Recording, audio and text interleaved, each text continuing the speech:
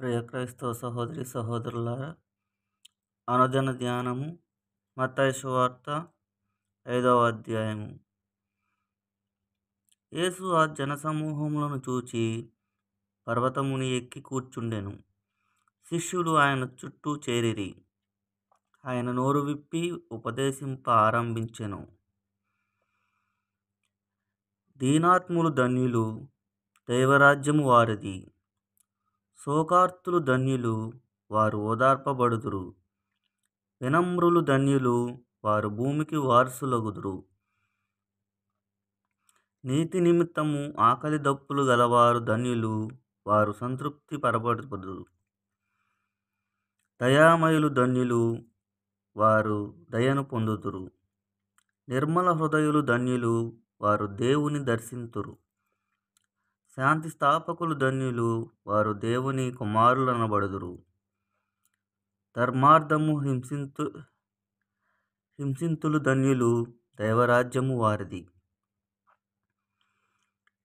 నా నిమిత్తము ప్రజలు మిమ్ము అవమానించినప్పుడు, హింసించినప్పుడు, నిందారోపణ గావించినప్పుడు మీరు ధన్యులు. మీకు ముందు వెలసిన ప్రవక్తలను సైతము ప్రజలట్లే హింసించిరి. పరలోకములో మీకు గొప్ప బహుమానము గలదు. కావున మీరు మహదానందపడుడు. మీరు భూమికి ఉప్పు వలెనున్నారు. ఉప్పు తన ఉప్పదనములను కోల్పోయిన ఎడల దానిని తిరిగి పొందలేదు. అట్టి ఉప్పు బయట పారవేయబడి ప్రజలచే త్రొక్కబడుటకే గాని మరెందుకును పనికిరాదు. మీరు లోకమునకు వెలుగై ఉన్నారు. కొండపై కట్టబడిన పట్టణము మరుగై ఉండజాలదు. ఇంటనున్న వారికి అందరికీ వెలుగునిచ్చుటకై దీపమును వెలిగించి దీపస్తంభము పైననే ఉంచెదరు. కానీ కొంచెము కింద ఉంచరు గదా. ప్రజలు మీ సత్కార్యములను చూచి పరలోకమందున్న మీ తండ్రిని సన్నుతించుటకు మీ వెలుగును వారి ఎదుట ప్రకాశింపనిండు. నేను ధర్మశాస్త్రమును ప్రవక్తల ప్రబోధమును రద్దు చేయవచ్చి తినని తలమొంపవలదు. నేను వచ్చినది దానిని సంపూర్ణమనర్చుటకే గాని రద్దు చేయుటకు కాదు. పరలోక భూలోకములను గతించినను ధర్మశాస్త్రములోని ఒక్క అల్పాక్షరమైనను ఒక పొల్లు అయినను వ్యర్థముగాక అంతయు నెరవేరునని నొక్కి ఒక్కాణించుచున్నాను. కాబట్టి ఎవరైనా ఈ ఆజ్ఞలలో ఏ అత్యల్పమైన దానినైనను భంగపరిచి అట్లు జనులకు బోధించిననో అట్టివాడు పరలోక రాజ్యమున అత్యల్పుడుగా పరిగణింపబడును.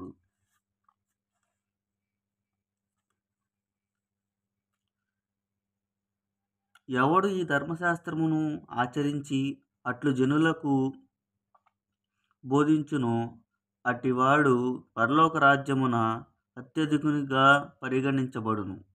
ధర్మశాస్త్ర బోధకుల కంటే పరిసయ్యుల కంటే మీరు నీతివంతమైన జీవితము జీవించనే తప్ప పరలోక రాజ్యమున ప్రవేశింపరని చెప్పుచున్నాను.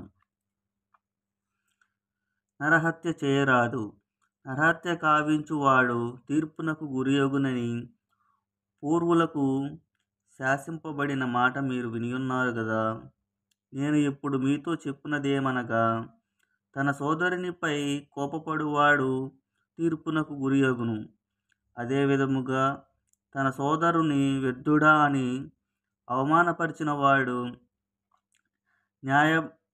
న్యాయసభయందుకు తేబడును. తన సోదరుని మూర్ఖుడా అని అనువాడు నరకాగ్నిలో మ్రగ్గును. కనుక బలిపీఠ సన్నిధికి నీ కానుకను తెచ్చినప్పుడు నీ సోదరునికి నీపై మనస్పర్ధయున్నట్లు నీకు స్ఫురించినచో ఆ కానుకను పీఠము చెంతనే వదిలిపెట్టి పోయి మొదట నీ సోదరునితో సఖ్యపడి తిరిగి వచ్చి నీ కానుకను చెల్లింపుము. నీ ప్రతివాదితో నీవు త్రోవలో ఉండగానే అతనితో సత్వరము సమాధానపడుము. లేనిచో నీ ప్రతివాది నిన్ను న్యాయవాదికి అప్పగించును. న్యాయాధిపతి నిన్ను పరిచారకునికి అప్పగించును. అంతట నీవు చెరసాలలో వేయబడదువు. నీవు చెల్లింపవలసిన రుణములలో కడపటి కాసు చెల్లించు వరకు నీవు చెరసాలలోనే ఉందువు అని నొక్కి ఒక్కాణించుచున్నాను. వ్యభిచరింపరాదు అను శాసనమును మీరు వినియున్నారు కదా. నేను నొక్కి ఒక్కాణించుచున్నదేమనగా, కామేచ్ఛతో స్త్రీని చూచు ప్రతి వాడును ఆ క్షణముననే తన హృదయములో ఆమెతో వ్యభిచరించి ఉన్నాడు. కనుక నీ కుడికన్ను నీకు పాప కారణమైనచో దానిని పెరికి పారవేయుము. నీ దేహమంతయు నరకములో త్రోయబడుట కంటే నీ అవయములలో ఒకదానిని కోల్పోవుట మేలు. నీ కుడి చెయ్యి నీ పాప కారణమైనచో దాన్ని నరికి పారవేయుము. నీ దేహమంతయు నరకము పాలగుట కంటే నీ అవయములలో ఒకదాన్ని కోల్పోవుట మేలు. తన భార్యను విడువనించువాడు విడాకుల పత్రము ఇయ్యవలెను అని మీరు వినియున్నారు గదా. నేనిప్పుడు చెప్పినదేమనగా, వ్యభిచార కారణము తప్ప తన భార్యను విడనాడు ప్రతి వ్యక్తియు ఆమెను వ్యభిచారిణిని చేసిన వాడగును. అట్లు విడనాడబడిన స్త్రీని వివాహమాడిన వాడు ఆమెతో వ్యభిచరించిన వాడగును. నీవు ప్రభువునకు చేసిన ప్రమాణములను భంగము చేయక నెరవేర్పవలెను అని పూర్వీకులకు చెప్పబడినదని మీరు వినియున్నారు కదా. కానీ నేనిప్పుడు మీతో చెప్పున్నదేమనగా, మీరు ఎంత మాత్రమున ఒట్టు పెట్టుకొనకూడదు. పరలోకముపై ఒట్టు పెట్టుకొనరాదు, ఎలయనా అది దేవుని సింహాసనము. భూలోకముపై ఒట్టు పెట్టుకొనరాదు, ఎలయనా అది ఆయన పాదపీఠము. యెరూషలేముపై ఒట్టు పెట్టుకొనకూడదు, ఏలయనా అది ఆ మహారాజు నగరము. నీ తల వెంట్రుకను ఒక్కదానినైనను నల్లగా గాని తెల్లగా గాని చేయజాలని నీవు నీ తలపై ఒట్టు పెట్టుకొనకుము. మీరు చెప్పదలిచినది అవును లేదా కాదు అని వానితో సరిపుచ్చవలెను. అంతకు మించిన పలుకులు దుష్టుని నుండి వచ్చినవే. కంటికి కన్ను పంటికి పన్ను అని పూర్వము చెప్పబడిన దానిని మీరు వినియున్నారు గదా. నేనిప్పుడు మీతో చెప్పున్నదేమనా, నీకు అపకారము చేసిన వానికి ప్రతీకారము చేయకము. నీ కుడి చెంపపై కొట్టిన వానికి నీవు నీ ఎడమ చెంపను కూడా త్రిప్పుము. నీతో తగవులాడి న్యాయస్థానమున నీ అంగీ కొరకు వాద్యమాడిన వానికి నీ పై వస్త్రమును సైతము ఇమ్ము. ఒకడు నిన్ను తనతో 1 మైలు రమ్మని బలవంతము చేసిన వానితో 2 మైళ్ళు వెళ్ళుము. అడిగిన వానికి లేదనక ఇమ్ము. అప్పు అడిగిన వానికి లేదనవలదని నేనిప్పుడు నొక్కి ఒక్కాణించుచున్నాను.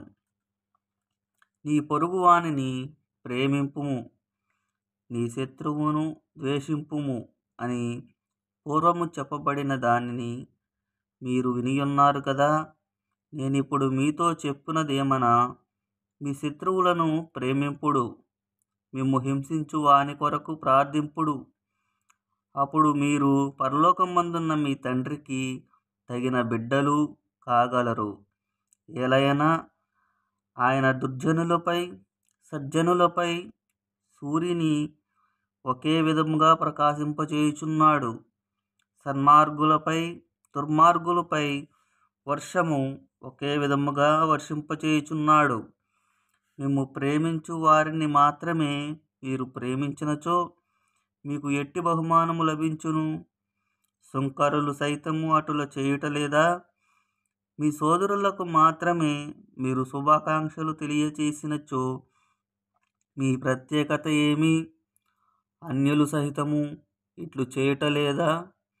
పరలోకమందున్న మీ తండ్రి పరిపూర్ణుడైనట్లే మీరును పరిపూర్ణులగుదురుగాక.